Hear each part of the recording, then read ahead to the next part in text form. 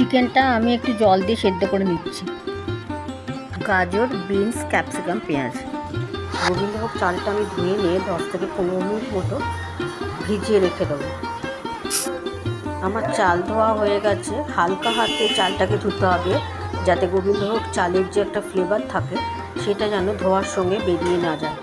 তাই সবসময় মাথায় রাখতে হবে চালটাকে খুব হালকাভাবে ধুয়ে নিতে হবে। জাস্ট চালের নোংরাটুকুনি বার করে দিতে হবে। এবার আমি জল অ্যাড করছি, 10 থেকে 15 মিনিট ভিজিয়ে রেখে দেবো।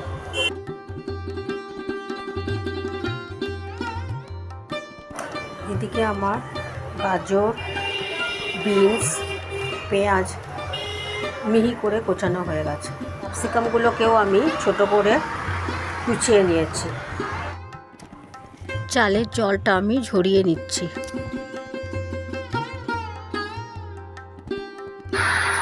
কড়াইতে এবার আমি 2 টেবিল স্পুন সাদা তেল দিলাম। শুকনো লঙ্কা ফাটিয়ে দিলাম, কটা রসুনের কোয়া দিয়ে দিলাম।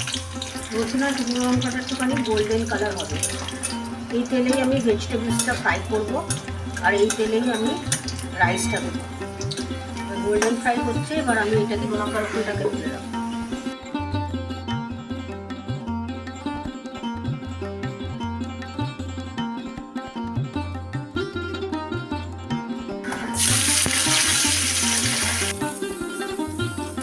জল ঝরানো চালটাকে আমি ঢেলে দিচ্ছি।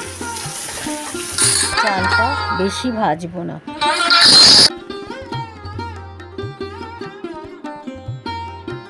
চালটা আমার ভাজা হয়ে গেছে। এবার আমি চিকেন স্টক অ্যাড করছি।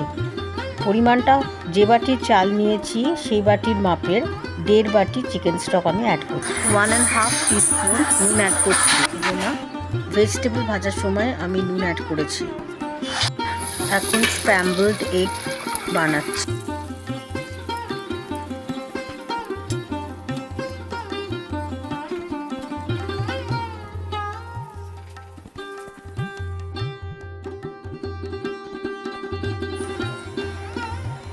চালটা 75% কুক হয়েছে।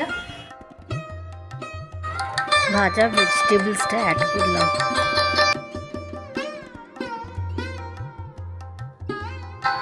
স্ট্রেট করা চিকেন অ্যাড করলাম।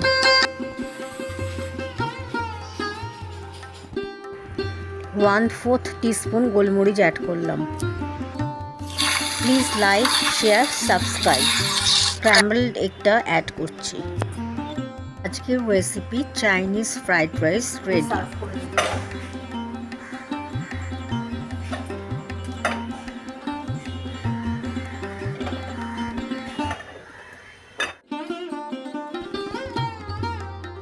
Chicken fried rice ready.